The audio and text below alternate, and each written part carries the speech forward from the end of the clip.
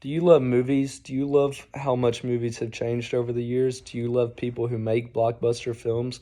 If you answered yes to any of these, then Jack L. Warner and Warner Bros. Play a huge part in what movies you love and how you love them more than you may know.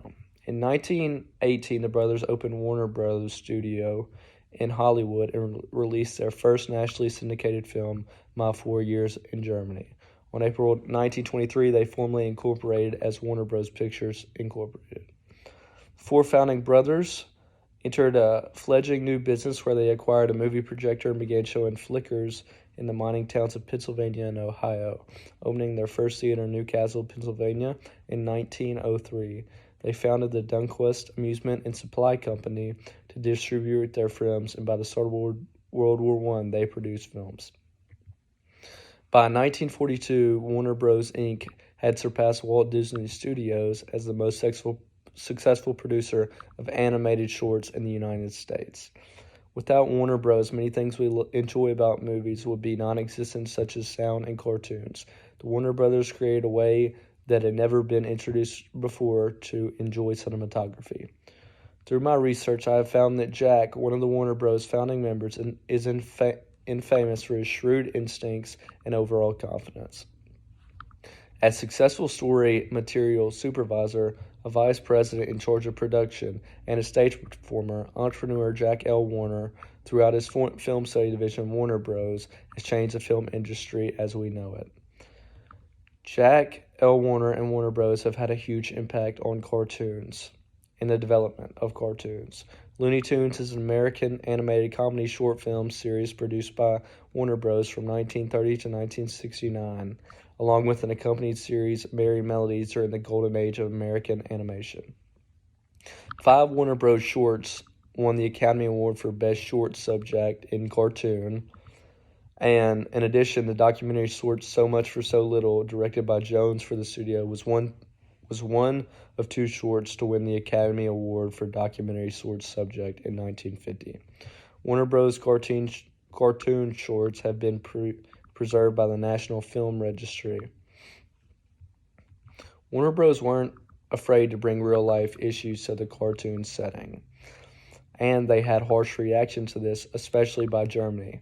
In 1934, Warner Bros. Ceased all business with Germany because Germany wanted them to get rid of Jewish names in their film credits, which started a boycott on Warner Bros. Throughout Germany. However, doing this, it increased a huge asset of business, saying that Warner Bros., half of the money that they had came from Germany. The Warner Bros. Were deeply concerned about the rise of Nazism, and they used their studio to speak out against fascists. The Warner Bros. Established sound and talking pictures in their movies. One of the brothers didn't know why people would want to hear actors talk, however, they went to work to find a way for it to happen. Eventually, Warner Bros. Went on to release the world's first feature film with synchronized music and dialogue, The Jazz Singer. By powering both the record player and projector with the same drive shift mechanism and using special markers on film rolls and discs, back then this was a major breakthrough. By doing this breakthrough of new types of movies with dialogue soon followed. The company followed up with more talkies. The hefty profits they generated returned the risky Vitaphone investment and allowed Warner Bros. To become one of the biggest motion picture studios in the world. The Vitaphone allowed them to have talking and singing in their movies a lot easier. Soon after, all motion pictures in the world were using their sound in their movies. Warner Bros. Became known for its tightly budgeted, technically competent entertainment films. Jack L. Warner sought authenticity and tried to see it to it regional or national modes or customs were accurately portrayed. Jack L. Warner, economy-minded, he anticipated repeated use of sets, costumes, and props and reassembled combinations. At one point, the company went into a financial difficulties in the mid-1920s, and Sam Warner tried to find ideas to help them reduce cost on what they were doing, leading to Jack's idea to reuse sets and costumes. They have also produced some famous movies based on books. Warner Bros. In 1998 purchased the rights to the Harry Potter series by J.K. Rowling for a seven-figure sum after hearing a pitch from David Heyman.